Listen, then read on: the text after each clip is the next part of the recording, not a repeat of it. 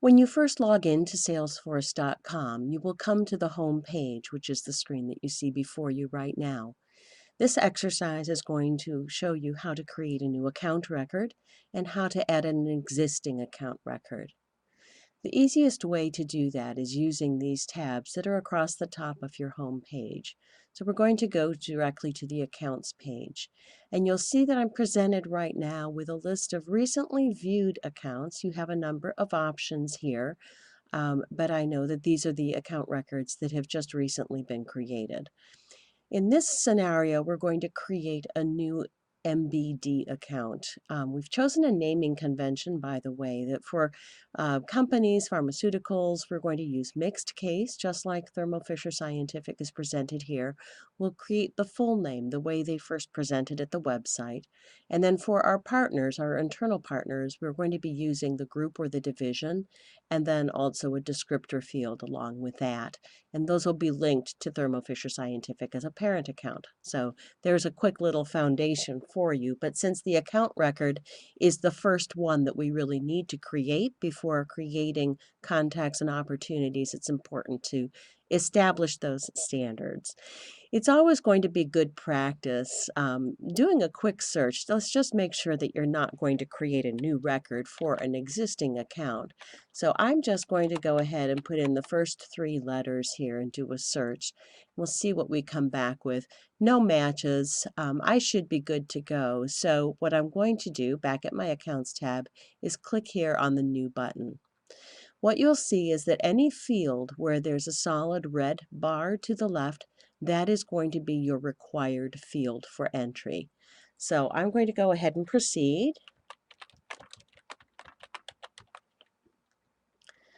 I can choose to assign it a category at this point or not. Right now, I think we may massage some of these entries a little bit, so I'm going to leave that alone for now. We will indicate whether it's going to be a growth or a high potential account. Let's go ahead and just say high potential for now. I happen to have in another window the actual address, so I'm going to just copy and paste that into these fields. Once you've identified the city, you do need to put in the country.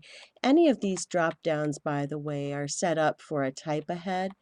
So if you want, you can quickly put in the first letter and that'll get you closer to your selection. And then also having now selected the United States, this particular drop down is customized and is only presenting the states for the United States. Obviously, if I had chosen Canada, then I'll be presented with the available provinces instead. So let me go ahead and copy paste the last field in here, which is the zip code. Just a quick glance around the screen. If I wanted, I could add some descriptor information.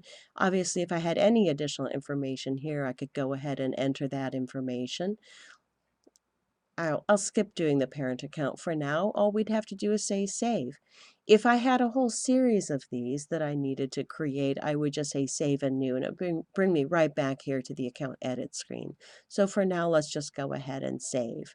Now it brings me to a screen that I could, if I wanted to, make some further edits.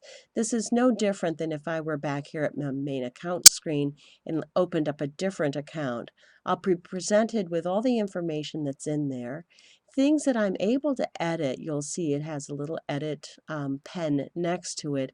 System fields are going to show that they're secured, they're locked, and I'm not going to be able to jump in there and do anything with that particular field. But let's say, for example, I had found that I have a typo here in the billing address, and that's the only thing that needs to be done. The quickest thing is simply double click on that little the little pen, and it's going to open up an edit window. Obviously, if you had a lot of changes to make, the more efficient thing is simply click edit and open up the entire record, and you're good to go.